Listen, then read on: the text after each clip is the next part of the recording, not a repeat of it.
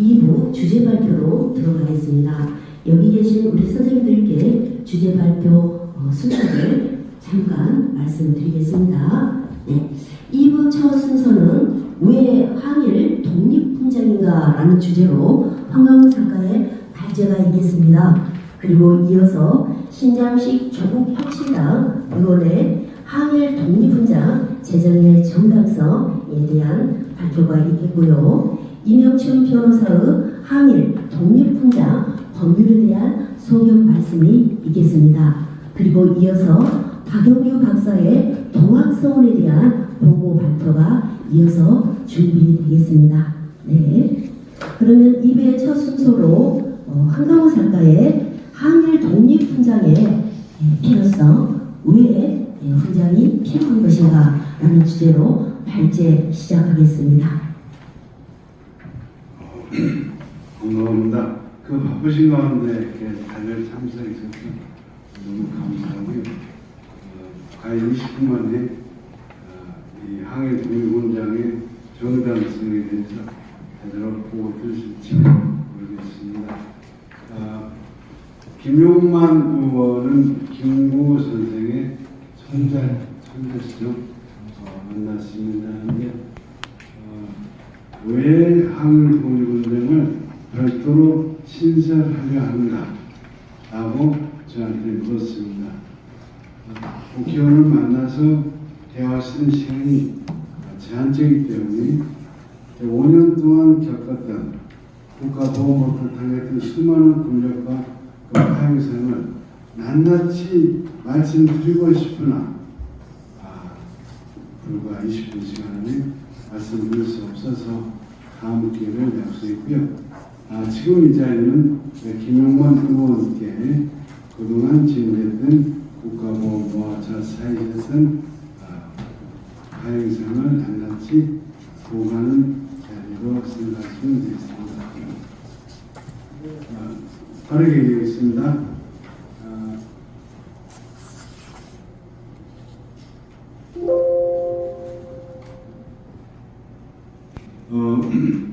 2021년 그러니까 문재인 정부 될 겁니다.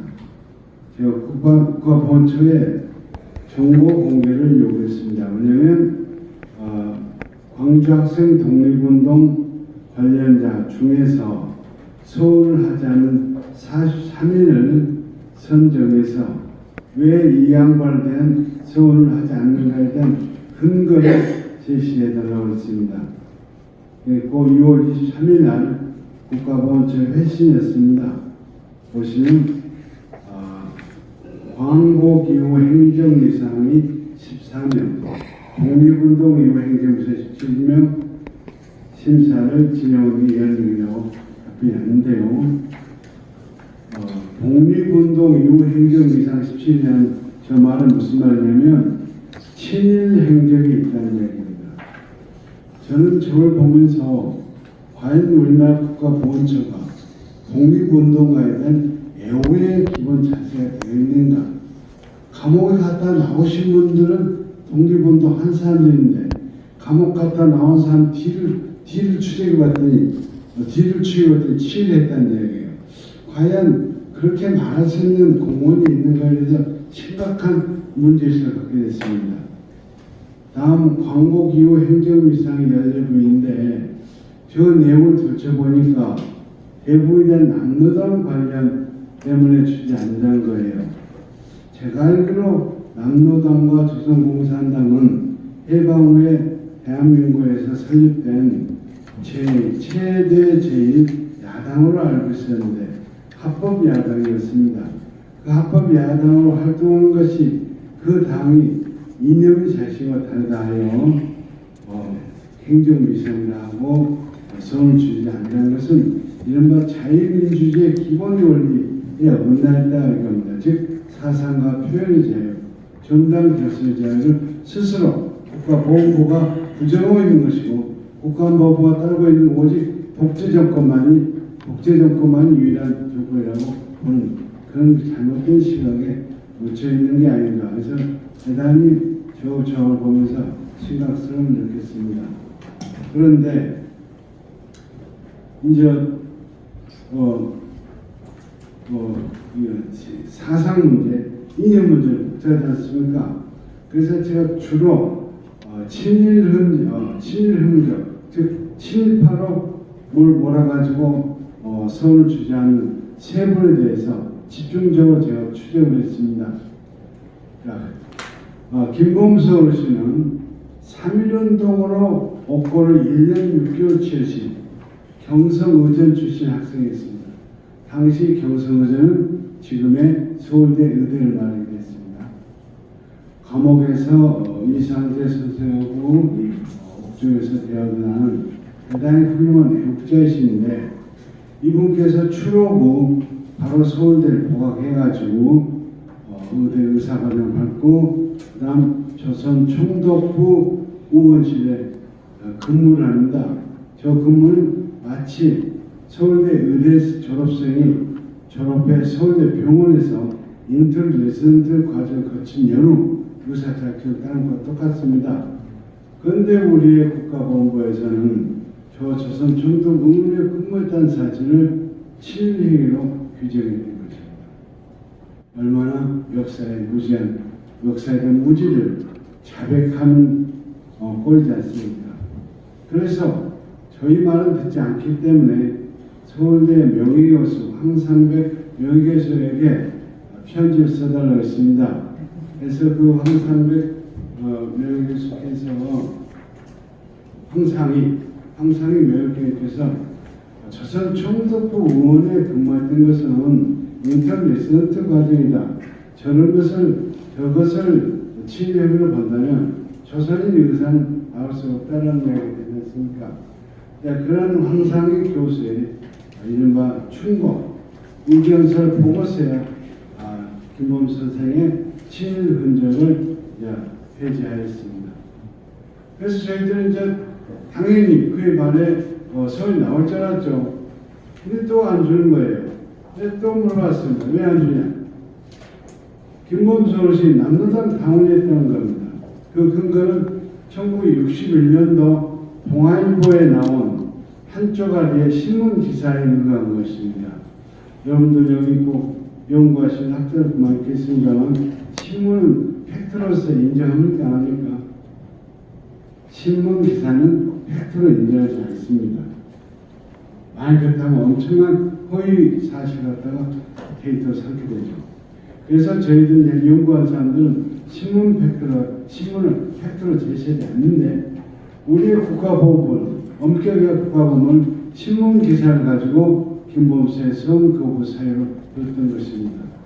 저로서는 매우 적은 염려였습니다. 그 신문 기사의 내용이 뭐냐? 검찰 기소장 갖다 쓰는 거예요. 여기서 감옥을 갔다 오신 분은 알겠지만 검찰 기소장은 그 신뢰성이 현저히 떨어집니다. 그렇지 않습니까? 판사의 판결은 매우 신뢰성이 높습니다. 전 제 경험만 그렇습니다. 검찰 기소장은 대부분이 고문과 여러 가지에서 검찰의 자의에서 작성된 경우가 매우 많습니다. 그런데 그 검찰 기소장을 토대로 작성한 동아일보 신문기사를 가지고 1950년 김문수가 남사를 강요했다는 거예요. 자, 그럼 조금만 역사를 아시는 분은 저 1950년 4월은요 이미 남로당이 해체된 상태입니다.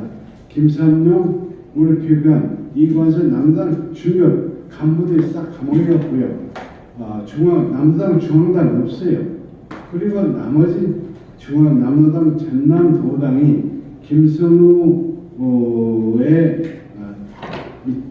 밑에서 곡성에서 약 60명이 그 초급 목표를 먹으면서 기하선상을 해결하고 있었다. 그런 상황이 1950년 4월인데 그 1950년 4월에 광주시에 있는 남로당 사무실에서 향후 권유를 받았다는 거예요. 이게 얼토당토하는 거지 않습니까?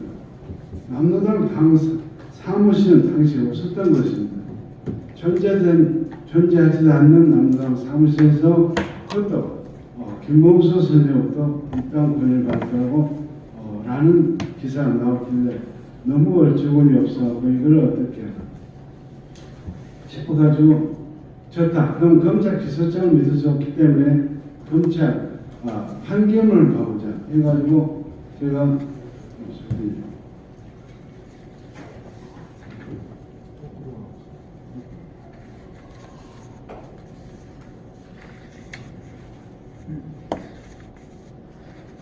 자, 보십시오.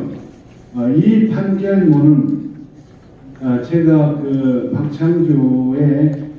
박창규의 검사기소장이 고문에 의한 것이므로 사실 증거력이 없다라고 대법관 7일의 전원 판결로 그거는 사실 증거력이 없다고 한 것입니다.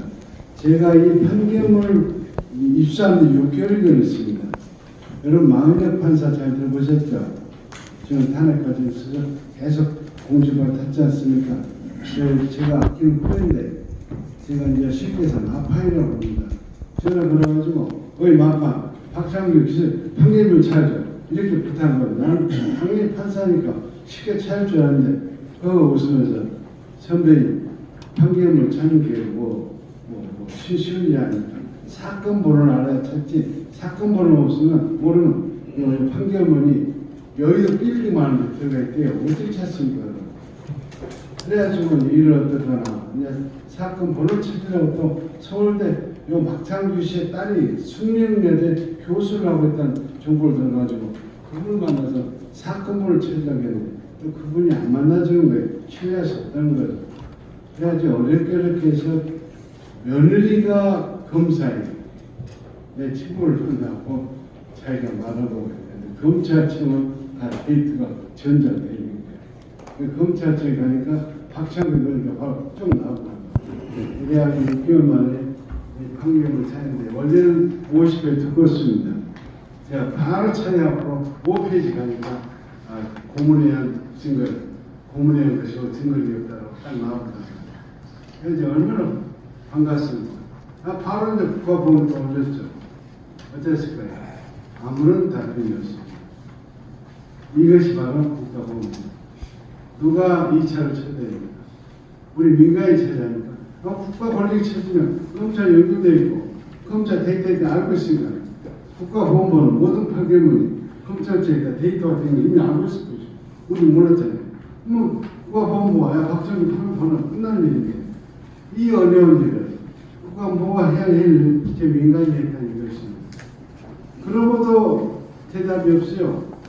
그래서 지난번 민주당 박영준 의원 있지 않습니까? 박영준 국회의원실에서 국가보험법을 물었습니다. 국회의원 앞에 놔두고 질의했어요. 왜 안 주는 거예요? 했더니 그 앞에서 주겠대요.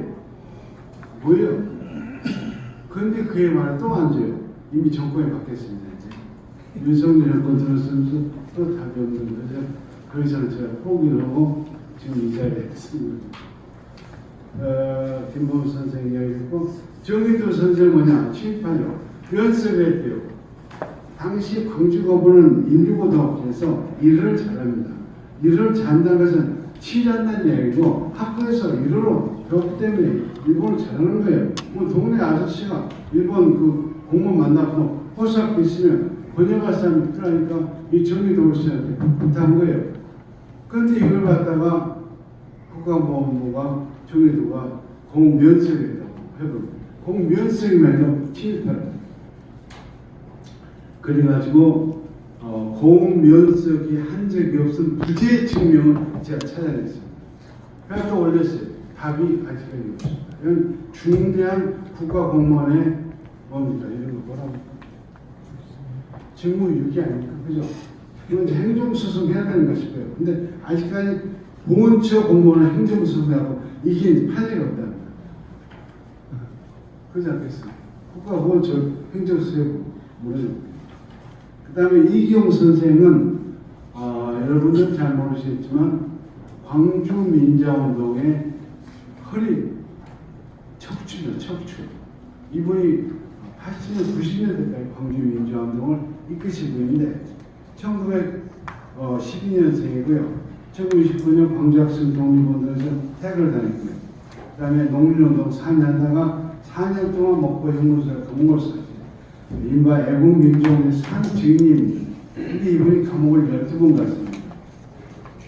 해방 후에 인민군이 내려왔고 이 양반이 김일성 라인이 아니라고 인민군들이 감옥을 씌워버렸습니다.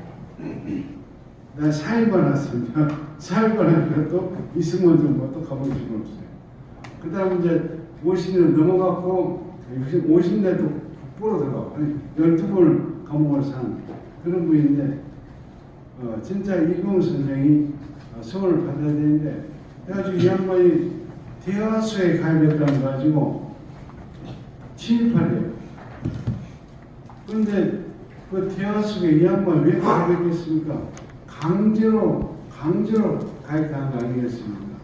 어느 할머니가 몸 팔고 싶어 대학교에 강제로 끌어간 거 아닙니까? 이 강제성이 결정적 핵심인데 이경우 선생의 자서전에 그게 쓰셨어요. 강제로 대화수 끌어갔다고 라고 되었으므로 하고 국가본부는 이경우 선생의 대화수 가입을 친일 행위로 해가지고 아직까지 주지 않았습니다.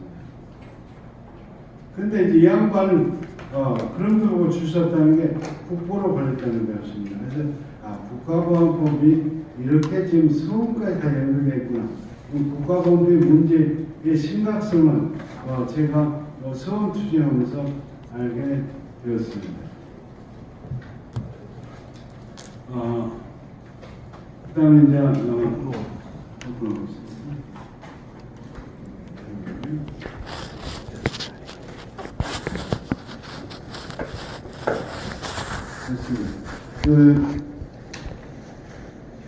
제가 이 상호법에 대해서 제가 공부를 했는데요. 우리 일반인들은 상호법을 본 적이 없잖아요. 44페이지인데요. 44페이지인데 저랑 같이 한번 간단히 몇 가지만 검토를 해보게요. 제가 해석은 그렇습니다. 상호법의 독소조항은 8조에 있는 8조 2항의 46페이지입니다. 국가 안전에 관한 죄를 범한 사람, 적대적으로 도피한 사람은 다시 손을 뺀다 이겁니다. 사형무기에 있는 사람 징역 9만원 혼자 주지 않는다는 얘기인데 국가 안전에 관한 죄를 범한 내용입니다. 이게 국가보안법 위반치지 않습니까? 그런데 대한민국 80년 역사에서 어느 누구가 가장 많은 국민의 생명과 재산을 빼앗았습니까? 지금 20만이라고 했거든요. 저의 상식은 20만입니다. 보존의 등록에서 30만 이상을 죽인 사람이 20만입니다. 그런데 20만은 지금 건국원장, 대한민국장 1호입니다. 뺏어야죠. 왜 뺏지 않습니까? 이걸 항의하고 싶어요. 그 다음, 적대적으로 도피한 경우. 박정희가 누구 보냈죠? 이후라고 표현을 보냈잖아요. 그럼 박정희 피해가 뺏어야죠. 박정희가 또 건국원장 대한민국장이에요. 왜 박정희 안 뽑습니까? 이런 국가 상호법이 8조 2항을 가지고 계속 국가보안부가 행정의상 등등해가지고 무려 현재 적체된 5만여 명의 독립보호자와 항일투쟁 동학가학생 약 8만 명의 당연히 서울을 쥐어야 할 우리 어르신들한테 서울을 쥐지 않고 버티고 있는 조항이 바로 이것이라고 보기 때문에 저는 이 조항은 폐지되든가 아니면 항일 독립훈장 법안의 경우에서라도 부칙을 달아가지고 8조 2항을 적용하지 아니한다는 부칙을 달아야 되지 않는가 싶습니다. 자, 그리고 구조에 가면 훈장 종류가 12개 있습니다. 보시면 산업훈장도 있고 사만훈장도 있고 체육훈장도 있고 다 있습니다. 몇 가지에서 33만 명이 지금 훈장을 받았습니다. 33만 명이. 그런데 받아야 8만 명이 훈장 받지 못한 이유는 뭐가 없습니까? 항일 독립훈장이 없어요. 그래서 13정에 항의 독립운동을 넣어갖고 이 사람들 8만 명이 받자 이겁니다. 뭐가 잘못됐어요? 전 당연하다고 하거든요. 네. 대한민국 헌법 전문이가 뭐였어요? 대한민국 유구한 역사와 분들이하고 항의 독립투쟁은 임시정부의 보통을 위반하는 그게 대한민국이 해야 돼요. 그럼 대한민국이 항의 독립투쟁의 보통을 위반하는 정부를 한다면 당연히 이 항의 독립운동부터 제가 앞에 그것을 비록 늦었지만 13번 전에 늦었지만 지금이라도 늦는 것이 대한민국의 존엄을 전 세계 만방에 자랑스럽게 알리는 지름길이 아닌가 그런 주장을 강행하고 싶고요. 마찬가지로 다음에 저희들이 가장 예를 먹는 게 38조에 보면 서훈 추천권자는 서훈 대상자에게 공적 내용을 확인하기 위하여 필요한 기록이나 서로의 제출을 요구할 수 있다고 했습니다. 이것 또한 현실을 너무너무 모르는 겁니다. 현재 독립유공자 2세대가 지금 나이가 어떻게 될까요? 막내가 1945년생에 있죠. 막내가 81살입니다. 제가 하는 많은 분들 대부분 86, 7세입니다. 이분들이 글을 쓸 수 있을까요? 글을 못 쓰는 게 절반입니다. 치매가 또 상당히 들어가 있습니다. 그분들이 이 요건에 맞는 서류를 작성할 수 있을까요? 그래서 제가 작성했던 것입니다. 그런 분들에게 서류를 제출하려면 그 인격 모독을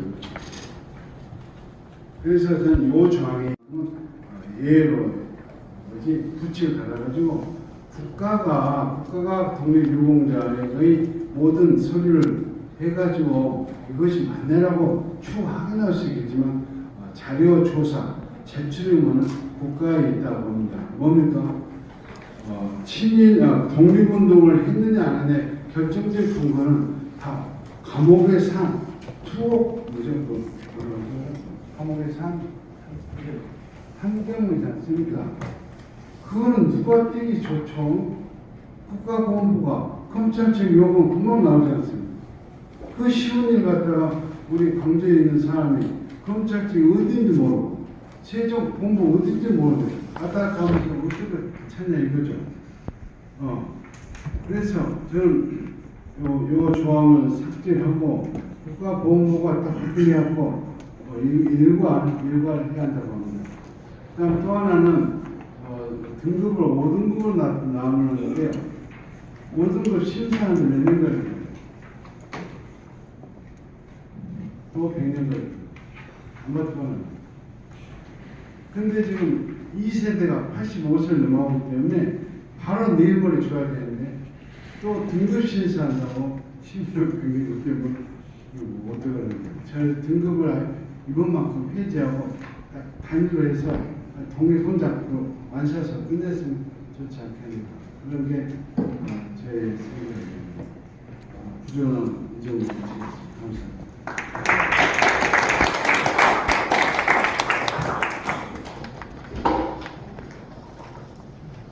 네, 감사합니다.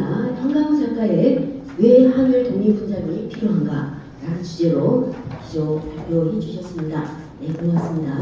이어서 세 분의 발표가 있겠습니다. 세 분께서는 한 10분 정도 시간으로 해서 사례로 발표해 주시면 감사하겠습니다. 먼저 신장식 의원의 한일 독립훈장 제정의 정당성이라는 좀 주제로 말씀 주시겠습니다. 네, 반갑습니다. 신장식입니다. 네, 반갑습니다. 네, 박수 드리겠습니다.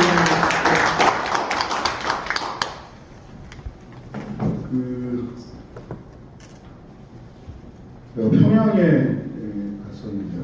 9번을 갔다 왔는데 저기서 가장 인상적이었던 것은 혁명열사론과 애국열사론을 두 개로 나눠놨다는 거예요.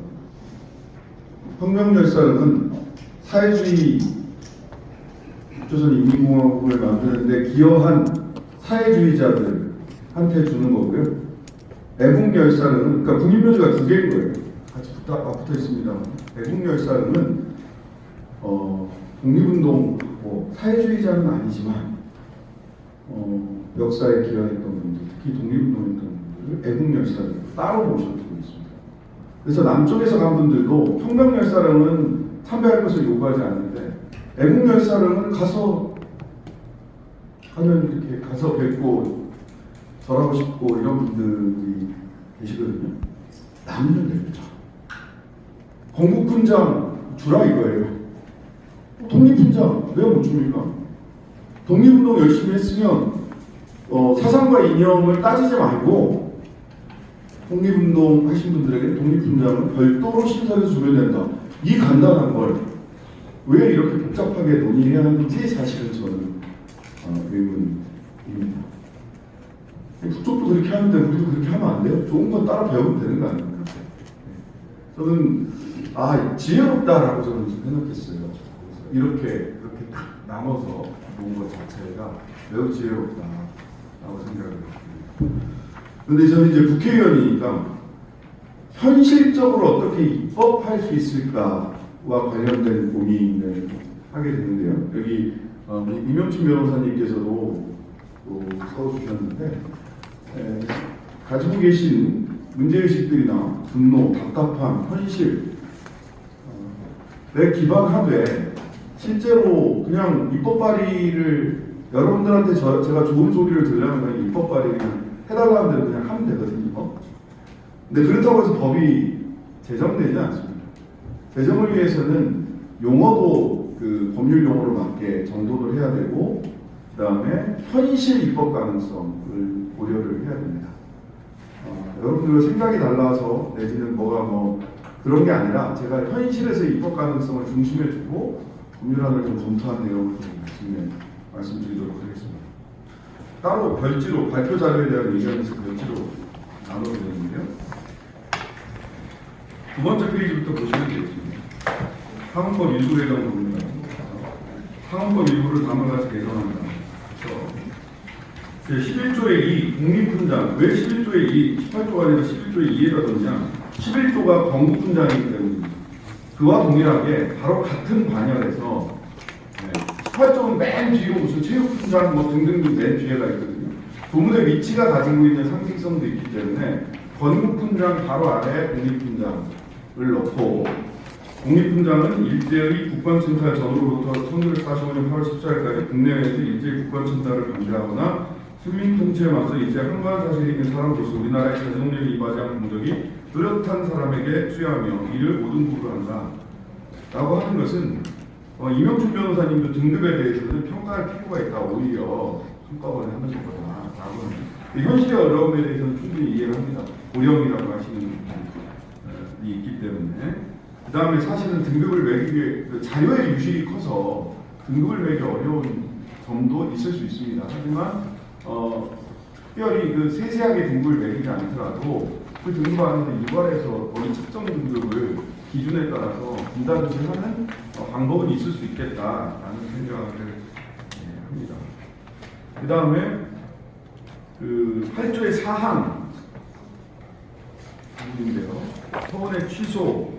그 다음에 이 문구는 옆에 보시면 참고법률, 독립유공자 예우에 관한 법률, 국가보험기본법, 진실화해령 과거사정리기본법, 일제강점과 반민족행위 진상규명을 하는 특별법 등에 나와 있는 법률 문구를 사용을 했습니다. 참조를 해서 이렇게 기존의 법안의 문구들을 참조를 해야 범법 가능성이 높아집니다. 네, 잘 아시죠? 정병자님 왜 그런지 잘 아시죠? 네, 그래서 기존에 이제 가지고 있는 여러 가지 인지들을 봤을 때 이렇게 문구를 정리하면 문제의식을 담아서 입법 가능성이 좀 높일 수 있지 않을까 생각이 드고요. 예, 그 다음에 제8조의 사항, 제1항에 따라 서원을 취소할 때 입법 제11조의 독립훈장의 경우 친일 반민족 행위를 한 것으로 특정된 자를 제외하고 제1항 2호 및 제3호는 적용하지 아니한다. 이것도 입법 가능성을 염두에 뒀을 때 그냥 없앤다가 아니라 특정한 기준을 제시하면서 없앨 것은 없애는 방식으로 하는 것이 입법 가능성을 높이지 않겠느냐라고 하는 현실적 고려입니다. 단서조항 추가인데요.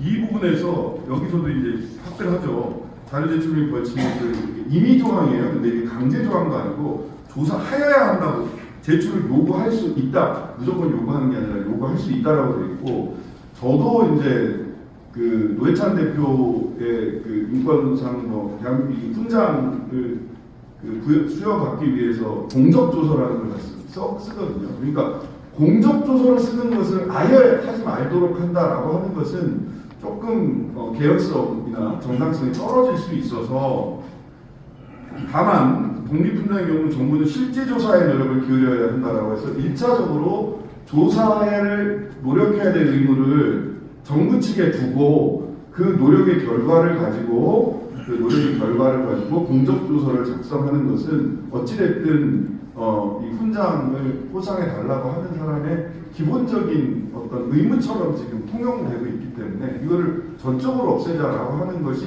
받아들여지기 어려운 측면이 있기 때문에 국가의 실질조사 노력 의무를 좀 부과하는 방식으로 가면 어떨까 싶은 생각이 들고요.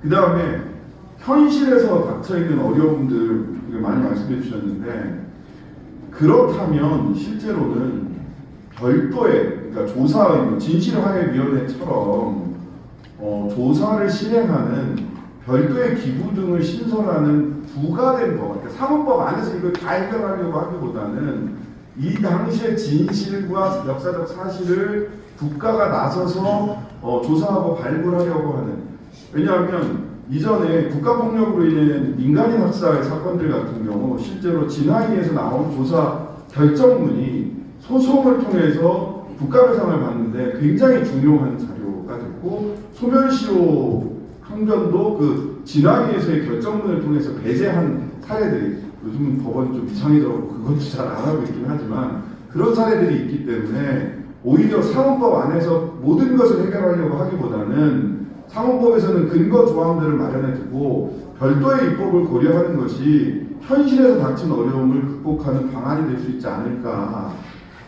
고민까지가 오늘까지의 저의 고민이었습니다. 말씀 마치겠습니다. 네, 감사합니다. 신작회의에서 발표 자료에 대한 의견서를 세심하게 또 말씀 주셔서 다시 한번 감사합니다. 네, 다음으로는 이명춘 변호사의 항일 독립훈장 법률에 대한 소개에 대한 발표가 있겠습니다. 먼저 제 이명춘 변호사입니다. 저희가 약간의 개정안하고 제가 알아봤던 개정이 좀 달라서 업데이트가 안 된 사과드립니다. 저의 경험을 한 3가지만 이야기하고 제가 실제로 한 이야기는 좀 짧으니까. 첫째 하나는 제가 이제 진실화위원회 국장을 할 때 제가 실무로 이제 조사했던 사건이 여러 가지가 있지만 그 중에 하나가 이제 조모함 선생님 사형 사건을 했어요. 그 다음에 기억하시는 분도 혹시 있을지만 최름진 선생 국방개혁법 사형 사건을 했어요. 그 다음에 이제 많은 진실화위원회가 집단희생 당한 사람들의 국가가 이제 불법적으로 살해했다, 학살했다라는 것들을 주로 이제 했는데, 조모함 선생님이 그렇게 돌아가심으로 해서 그 돌아가심이 국방법 위반이기 때문에 조모함 선생은 아이디기 때문에 누구도 그 사후 문제에 대해서 고민하지 않았습니다. 근데 지금 끝나고 조모함 선생 무죄 받았어요. 조모함 선생이 그 사건이 일어나게 된 것은 일제강점기 바로 직전에 신우주 감옥에 있을 때 옆방에 있었던 양희삼이라는 사람이 조모함 선생에 대해서 이렇게 존경의 명을 품고 조모함 선생 나중에 활동할 때 내가 돈 벌어서 좀 도와주겠다 라고 해서 다들 양희삼하고 만나는 것이 같습니다. 그런데기에 최근에 와서 이제 무죄가 됨으로 해서 조모함 선생은 독립운동에 대해서 평가받을 기회가 없었는데 그 이후에 뭐가 생겼냐면 공도경찰서에서 조모함 선생이 석방될 때 자의적으로 어떤 식으로 150만 원인가 기부했다라는 것이 경찰 보고서에 나옵니다. 전영진 선생은 아시다시피 홍사단 사건, 동해 사건에 감찰다 그 자체는 문제가 된다 2, 3년 하시다가 해방 직후에 친파와 계속 앞장서 싸우다가 결국 친파 끝에 있다라고 판단되는 이승만하고 말하자면 정책 대결을 벌이죠. 그래서 혁명오염 사건으로 감옥을 가고 이어서 항전쟁 때 잠깐 뺐다가 그 문제가 그 이후에 활동이 문제가 돼서 국방장군 사형을 당하죠. 근데 이 혁명오염 사건은 유죄 판결이 확정이 안 됐기 때문에 일단 문제고, 그 다음에 국방개혁법 사건은 제가 해서 무죄를 받았어요. 근데 나중에 보니까 이제 같은 동네 사건에 뭐 주요원이라든지 뭐 여러 사람들이 약간 친일적인 행적이 있어서 국가 그 수상을 받고 훈장을 받았는데, 최룡기 선생은 같은 사건에서 학살을 당하면서 자익으로 딱 걸린 과정에서 공유운동을 평가할 기회가 전혀 없었죠. 그 이후에 그 중앙경찰서에서 그 최룡기 선생 관련 그 동료 관련 한 40명 가까이 된 사람들의 그 국방 헌금이라는 걸 받습니다. 1940년도 30년대 말쯤 되는 게 풀어줄 때 헌방 돈을 받고 풀어줘요. 그래서 최룡기 선생도 지금 뭐 거부처에서 이야기 안 되고 제가 최근에 이야기를 드리고 싶습니다. 저희 오실 선생님은 진주라이언에서 뭐 학살 문제를 가지고 일을 했어요. 학살 당했다라면서 전쟁 때 돌아가셨다 해서 지나서 한발 2, 3년 넘어가면 해방 직후에 벌써 민주화운동을 했달까요? 조국 대한민국 설립, 대한민국 수립, 정부가 수립되기 전에 토지개혁이라든지 통일 문제라든지 친일파 척결에 대한 운동을 한 사람들입니다. 그 사람들은 주로 포구력 이용, 미군적 포구력 이용으로 짧게는 뭐 몇 달 혹은 뭐 말하자면 경찰에 조사받고 나오기도 하지만 길게는 그동안 1년씩, 2년씩 그 포구력 이후에 붙어있는 조문들은 국가고학법, 다시 뭐 무슨 범정 메토 뭐 이런 거에 붙어서. 근데 이 사람들은 또 한 4, 5년 또 뒤로 가면 일제만에 독립운동을 합니다. 그래가지고 그때 뭐 청년 시절에 퇴학을 당했다든지, 뭐 그때 뭐 좀 당했다든지. 근데 이 양반, 이분들이 바로 직후에 해방 이후에도 바로 활동을 하고, 그 활동이 또 문제가 돼서 항전대에서 돌아가셔요. 근데 그 유족들은 현재 지금 돌아가신 분이 너무 억울하니까 돌아가신 분만 싸우고 있다가 보니까 그 앞에 아버지가 해방 직후에 민주화나 조국 건설을 위해서 그들이 상정했던 세상했던 건설은 만약 독립운동가들이 생각한 나라의 건설을 한 거죠. 그것이 그 다음에 감옥을 갔어요. 그러면 그 다음 그 전에 독립운동 하다가 감옥 간 사람이 많습니다. 즉 항전쟁 때 학살당한 사람들의 상당 부분은 이런 인생 스토리를 가진 사람들이에요. 근데 독립운동을 했다라는 것을 한마디도 못해요. 그 유족들은 독립운동을 말하기 전에 이미 돌아가신 분이 너무 억울하니까 고향만 들어하다가 그쪽 끝나니까 어떻게든지 뭐 국가가 지지라이언을 끝냈으니까 우리 아버지가 어떻게 살았는지, 말하자면 성서의 상세기가 어떻게 이루어졌는지, 우리 집안은 왜 이렇게 고생했는지를 고민하다 보면 바로 맞닿아서 1930년대 말부터 그런 독립운동의 그 맞닿아 있어요. 그 아버지께. 근데 그분들은 지금 시작도 못하고 있습니다. 그 독립운동 사업에 대해서. 이게 제가 가장 지금 생각나는 세 가지 사건입니다. 독립운동에 대해서 가장 안타까운 거예요. 해방 직후에 민주화운동, 그 말하자면 민족 건설을 하다가 탄압을 당하고 그것이 돼서 학살을 당해버리면 이분들은 일을 할 길이 없습니다. 그래서 학살당한 사람들의 뒤로 한 십몇 년을 더 넘어가는 경우들이 나옵니다. 그분들은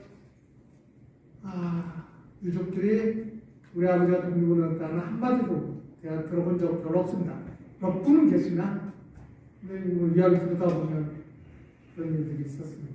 그래서 아마 뭐 60만 세 운동도 일단은 동학도 중요하지만 가깝겠지. 우리 아버지 때입니다. 우리 아버지 때. 아버지, 할아버지 때 그분들이 이제 그런 일이 있었는데 뭐 전혀 문제 제기되지도 않고 유족들마저도 힘들어서 문제 제기되지 않는 상태임을 말씀드리고 제가 뭐 숙제라고 할 만한 말씀드리겠습니다. 제가 쓴 것은 뭐 2페이지인데 3페이지에 만약 결론을 이야기하고 나머지 이야기 순서대로 드리겠습니다. 제가 판단할 때 어떤 법을 개정할 때는 그 개정하는 항목이나 내용이 그 법의 목적을 달성할 수 있는 유효하냐 입니다. 그게 1차적 목표고 유효하고 그것이 다른 사람의 어떤 기본권과 충돌을 일으키는 경우는 좀 이제 경량을 왔다 갔다 해야 되겠지만 이 상훈 같은 경우는 다른 사람의 어떤 기본권을 침해할 이유가 없기 때문에 법률에 인정하는 목적만 달성하면 충분히 유효한 수단으로 너무 과도하지 않게만 하면 될 것 같습니다. 그런 입장에서 한번 상훈법 법률의 1조만 일단 읽어보고 45조입니다. 이게 목적. 이 법은 대한민국 국민이나 외국인으로서 대한민국의 공로가 뚜렷한 사람에 대한 서운에 관한 사항을 규정함을 목적을 한다. 서운의 원칙은 뭐 이렇다.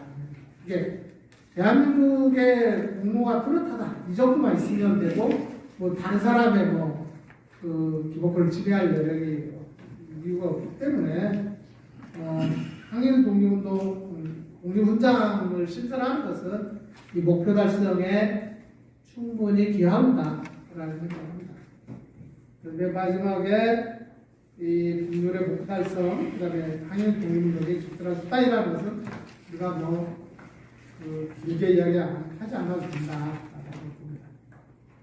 근데 하나 조금 이야기 중에 논쟁이 있을 거라고 생각해서 제가 받은 조항 중에는 대한민국 헌법을 존중해야 된다라는 그러한 고민을 많이 하신 것 같은데요. 헌법에는 헌법이라는 것은 그 국민이 존중한다고 유효하고 뭐 존중하지 않는다고 무효고 이런 거 아닙니다. 대한민국 국민이라면 당연히 헌법을 존중하고 헌법을 지켜야죠. 그것은 의무이고 대한민국 국민이라면 헌법을 부정하는 사람은 좀 없다고 해야 되겠죠. 그런 것을 끄집어내면 좀 문제가 있다라 생각을 해서 문제를 제기했는데 그건 고쳐서 안 나왔습니다. 그리고 제가 지금 아까 말한 경험을 토대로 해서 진실화위원회 이야기를 듣고 나머지들은 좀 진실화위원회는 크게 세 덩어리가 있습니다. 독립운동을 하는 것, 조사해서 진실을 하는 것, 그 다음에 권위 정권까지 인권 침해를 조사하는 것, 한국전쟁 전후에서 민간인 학살을 한 것, 이걸 조사하는 거였습니다. 근데 이제 그동안의 진실화위원회는 인권 침해를 조사하는 것, 그래서 그분들의 억울함을 풀어주는 것이 있고, 한국전쟁 때 학살당해서 그 유족들의 억울함들, 그 다음에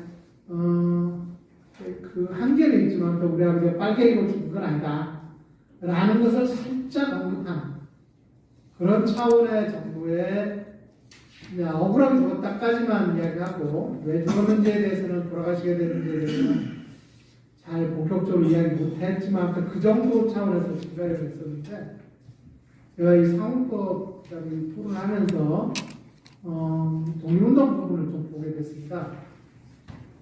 사업 부분을. 독립운동 부분은 이렇게 되어 있습니다. 일제강점기 또는 그 직전에 행한 항일 독립운동을 조사해서 진실규명하게 되어 있어요. 근데 절차는 보통은 신청에 의해서 당사자의 유족들의 신청에 의해서 조사를 하고 그 신청 내용이 만장일이냐 이 정도의 개념으로 했는데 거의 뭐 독립운동은 숫자도 없었어요. 말하자면 민간인 집단 학살된 그 희생자들 숫자나 인권층의 숫자에 대한 현재 있죠. 별로 뭐 유효한 조문이 안 되는데 지금 이렇게 보면 그 진실화위원회 그 독립운동 조사는 굉장히 중요한 수단이 될 수 있겠다. 국가가 직접 조사해야 될 의무가 있고 그 조사해야 될 모든 자료를 또 처리하고 할 수 있는 그 권한도 있고 의무도 있는 그런 조항에서 다만 신청에 의해서만 하는 게 아니고 약간 직권조사도 즉 예를 들어서 조항들이 그 역사적으로 중요한 사건이라고 생각하면 진실화위원회가 직권을 조사하겠다 하면 다음 단계에서 60만 세운동 사건의 피해자들을 조사하겠다. 그 다음에 이야기를 직권을 하겠다는 조사합니다. 그건 뭐 위원회가 결정하면 되고 그런 것들을 해서 결정을 하면 진실화위원회는 그 권고를 하게 되는데 지금까지는 독립운동의 권고는 별로 안 했죠. 이번 측에는 뭐 재심을 하라, 뭐 손해배상을 하라, 명예를 회복할 방법을 가르쳐라. 그 다음에 뭐 집단희생 분들은 호적 정리하도록 해라, 뭐 적당하게 그분들의 유령사업을 하라 이런 권고를 했는데 이 독립운동에 가서는 포장을 하라 라는 걸 권고할 수 있다. 그래서 제가 뭐 약간의 이야기를 진실화위원회 위원장을 추천기관으로 놓는 게 어떠냐. 그러면 진실화위원회는 행정부 소속이 아니고 일단 법률구조상으로 독립기구입니다. 그렇기 때문에 진실화위원장을 넣으면 자기가 조사해서 이 사람은 독립운동에 보상을 받을 만한 걸 했다라고 신청하면 추천을 하면 국가기관에서 저기 심사할 수 있지 않겠느냐. 그게 제가 지금 이 절차기관 신설 필요라고 표현해서 넣었습니다. 그리고 지금 제가 이 법을 추진하면서 그 훈장이 있는데 포장이 있습니다. 포장. 그 조항이 그 상호법에 약 한 19조입니다. 페이지는 48조. 포장은 훈장의 다음과는 훈적으로 그 종류는 다음 각성해 갔다. 그래가지고 전국 뭐 국민 아마 국민 포장이 빠져 있고 나머지 똑같습니다. 그래서 국민 그 항일 독립 훈장만 하는 게 아니라 포장도 일단은 조항을 넣고 이 문제를 다양한 활동을 한 사람들을 해야 될 그 후속을 포함을 해야 될 것 같고요. 다만 이걸 하는데 좀 문제가 되는 게 확실히 그 해방 직후에 그분들의 행적, 한국전쟁 때의 행적, 그 행적을 그때 비틀어진 그 오른쪽으로 너무 비틀어진 그 휘어진 것을 바로잡지 않으면 그 해방 직후의 활동이나 한국전쟁 때 학살 당한 것이 독립운동에 굉장히 걸림돌이 될 것이다. 그래서 이런 것이 전체 연관되어 있기 때문에 이제 뭐 운동 하신 분들을 적극적으로 진실화위원회에서 해야 되기 때문에 이 조항을 좀 필요로 한다라고 생각합니다. 제가 정리를 하면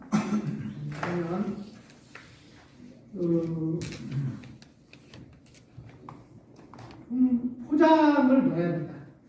조금 그 말하자면 법이라는 게 잣대가 하나만 붙는 게 아니거든요. 여러 개 잣대가 있습니다. 저울도 여러 저울이 있고. 그래서 그런 여러 잣대를 잘 쓸 수 있도록 하는 겁니다. 그다음에 기존에 이 독립운동을 조사할 수 있는 기관인 진실화위원회의 독립운동 조사의 권한과 그다음에 의무 이런 것들을 적극적으로 활용하기 위해서 사헌법에 그런 어떤 추천기관 넣을 필요가 있다. 그다음에 맨 마지막에는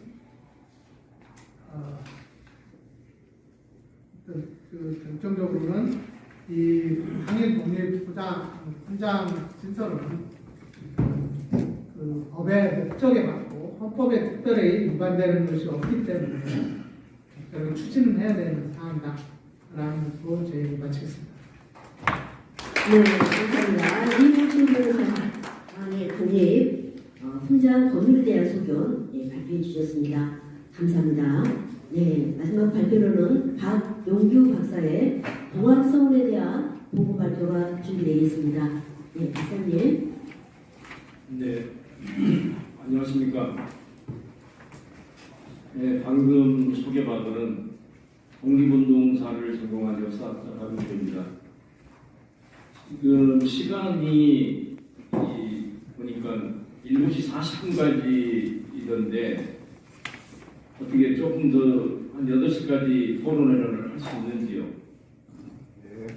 그런가요? 그러면은 지금 제 생각에는 지금 오늘 이 자리에 오신 여러 선생님들이 사실은 날카로운 질문들이 많이 나올 수 있거든요. 그래서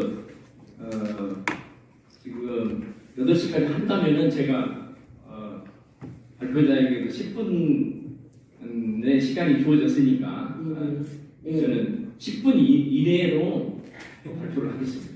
네, 박사님, 지금 발표 중에 8시까지는 좀 어려울 것 같고요. 네. 40분에 마치도록 하겠습니다. 그래서 10분 정도 요약해서 말씀해 주시면 감사하겠습니다. 네, 네.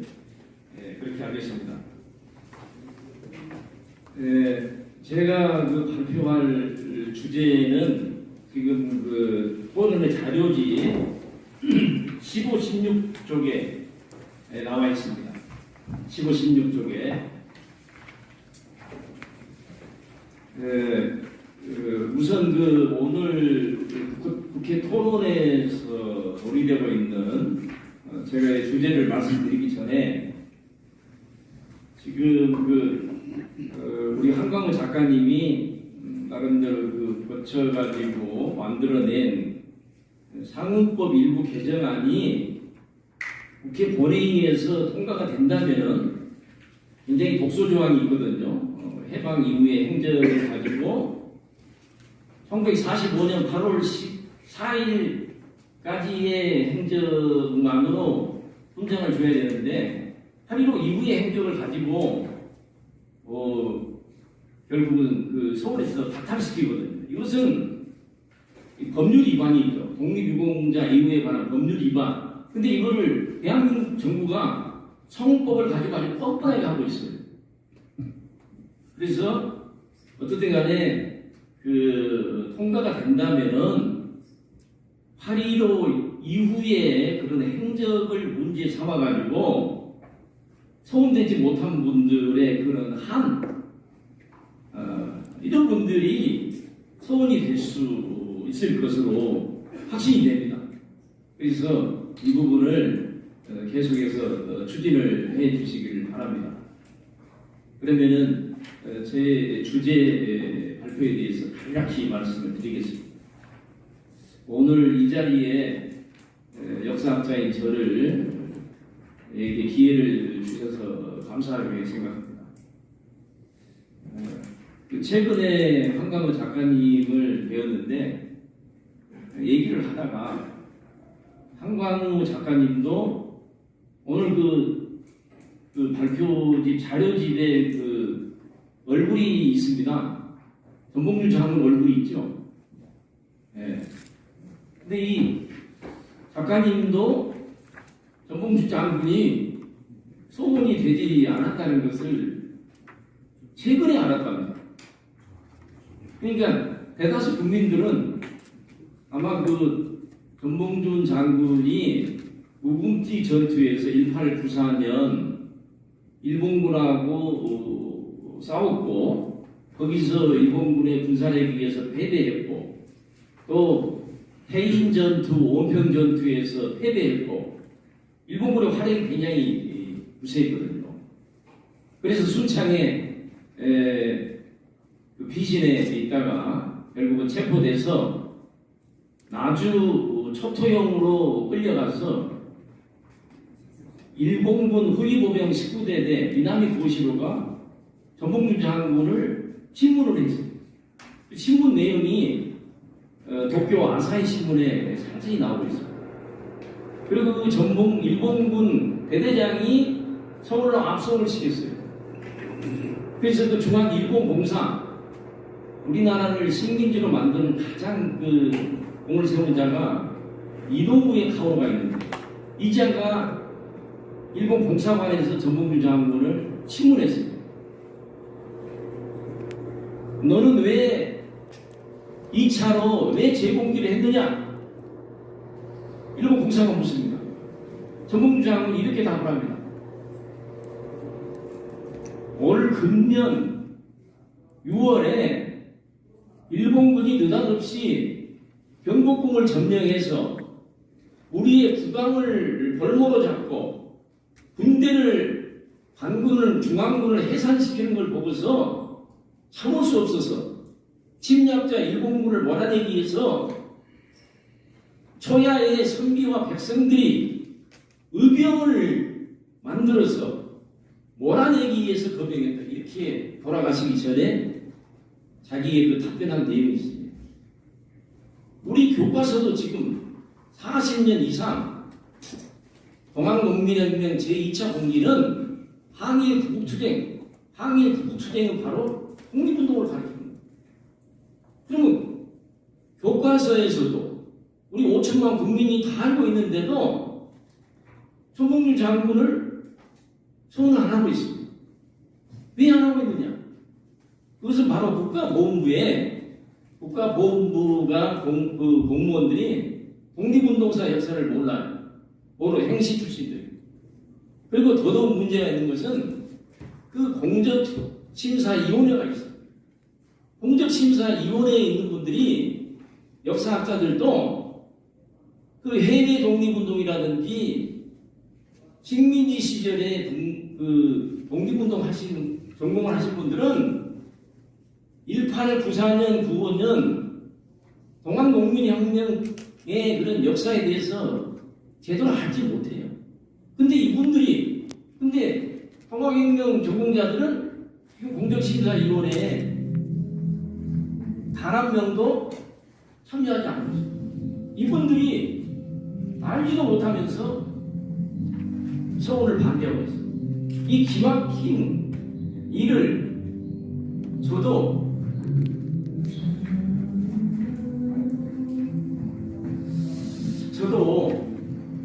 그 2019년부터 제가 그 6월부터 4차례에 걸쳐서 국가보훈부에 우선 전봉준 최시영 선생 서원을 보훈부 신청했는데 불가 판정을 받았어요.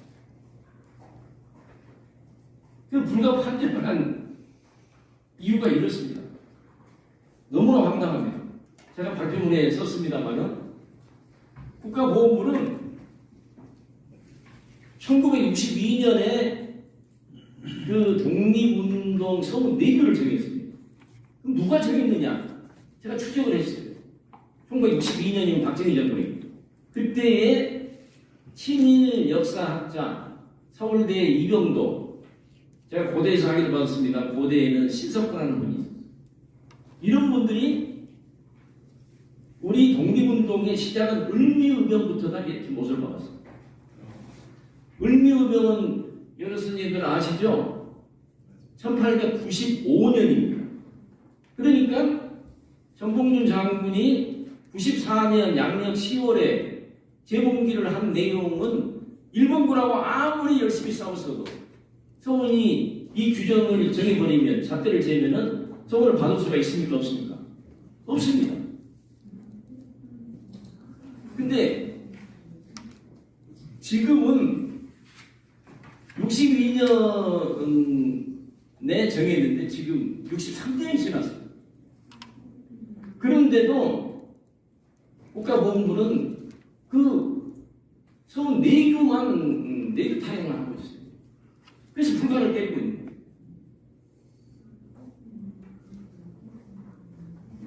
그래서 현재는 그 을미의병 1895년, 96년 을미의병으로 145명을 소환했어요. 그럼에도 불구하고 동학농민혁명에 참여한 분들이 100만 정도가 됐는데 그 중에서 그 박은식 선생이 쓴 한국 독립운동 지역사에서는 한 30만 명이 죽었다. 굉장히 크게 잡았어요. 일본인 학자들이 연구를 해본 결과 일본군하고 싸우다가 전사한 동학농민군 참여자는 3만에서 5만 명으로 그렇게 지금 정리가 되고 있습니다. 근데 그 중에서 하나, 이분들은 몇 개월 차이 때문에 단 한 명도 지금 소문을 받지 못하고 있는 그런 기가 막힌 그 현실에 지금 그 직면해 있습니다.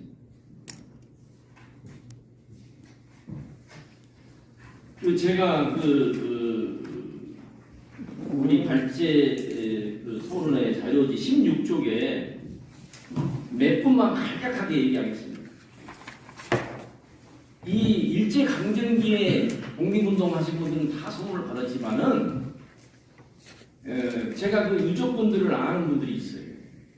예를 들면 박재혁이라는 분은 우금티 전투에서 동학농민군으로 활동했고 일본군에게 체포되어서 동주 시내에서 그해 11월에 화형을 당했어요.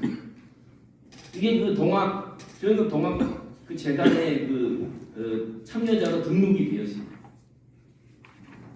일본군하고 싸웠지 않습니까? 그 이승원이라는 분도 제가 아는 그 유족인데 증손자를 만났습니다. 이분도 자기 증조 할아버지가 우금티 전투에 참여했고 일본군들은 이 특이하게도 이 조선의 독립운동가들을 꼭 잡으면은 고문하고 시체를 소각을 했어요. 그래서 그 소각이라고 합니다. 확인을 시켰어요. 그래서 63년이 지났는데도 바꾸지 않고 있다는 겁니다. 그런데 이거는 말이 안 되는 겁니다. 소문을 받아야 되는 명백한 근거 세 가지만 간략하게 얘기하겠습니다. 첫 번째로 우리 역사학계 연구 성과를 반영해서 지금 현재 2004년에 통과한 동학농민혁명 명예회복법이 있습니다. 여기에 명명백백하게 2차 동학공기 참여자는 일제의 침략으로부터 국권을 수호하기 위하여 2차로 봉기하여 항일 무장 투쟁을 전개한 참여자라고 되어 있습니다. 여기에 보면은 항일 무장 투쟁을 전개한 참여자라고 되어 있잖아요. 이분들이 명예를 회복한다고 했어요. 근데 이 규정을 우리 국가보훈부의 공무원과 공적심사위원들, 역사학자들이 이 규정을 무시하고 있습니다. 이거는 저는 법률 법치주의에 반한다고 봅니다. 이건 처벌해야 된다고 봐요. 둘째로 우리 교과서는 80년, 62년에 독립운동이 시작이 을미의병으로 했지만 80년에서 2025년 현재 부종의 고등학교 검인전 한국사 교과서에 줄기차게 2차 봉기는 항일투쟁으로 서술하고 가르쳐왔어요. 왜 그런데 서울을 하지 않냐? 그 다음에 셋째로 대다수의 지금 우리 한국의 역사학자들이 다 독립운동 인정하고 있습니다. 근데 아까 제가 서두에 말씀드렸듯이 그 공적심사위원들 가운데 단 한 명도 동학농민혁명 위원회에 참여할 수 있습니까? 없습니까? 없습니다. 그러니까 계속 불가를 때리는 거예요.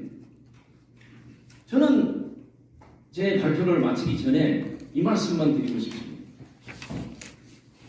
일본의 유명한 청일전쟁을 연구한 아카츠카 아키라 교수라는 유명한 교수가 있어요. 제가 이분을 두 번을 배웠습니다. 2023년에 돌아가셨습니다. 이분이 자신의 그 저서와 논문에서 계속 이야기하고 있습니다. 2차 동학농민혁명은 우리 조선의 독립운동이고, 이분은 또 이렇게 얘기하고 있어요. 청일전쟁 연구이기 때문에 동아시아 독립운동의 선구다 이렇게 해요. 이런 동아시아 독립운동의 선구라는 거예요. 저 중국이라든지 대만이라든지 동남아까지 가면. 그런데 일본인 교수도 독립운동이라고 하는데 서로를 하지 않는 이유가 있겠습니까? 저는 일본 국부들이 얼마나 좋아하겠습니까? 아, 한국인들은 동학 독립운동가들을 소원하지 않고 있다 라고 굉장히 좋아할 걸로 저는 봅니다. 나라를 침략자들이 궁궐을 점령하고 왕을 벌목했을 때 그 침략자를 몰아내다가 희생된 분들을 그 면회를 회복하지 않는 것은 저는 나라다운 나라가 아니라고 생각합니다. 이상입니다. 네, 말씀 감사합니다. 네, 동학성에 대한 보고 박용규 교수님의 답이었습니다.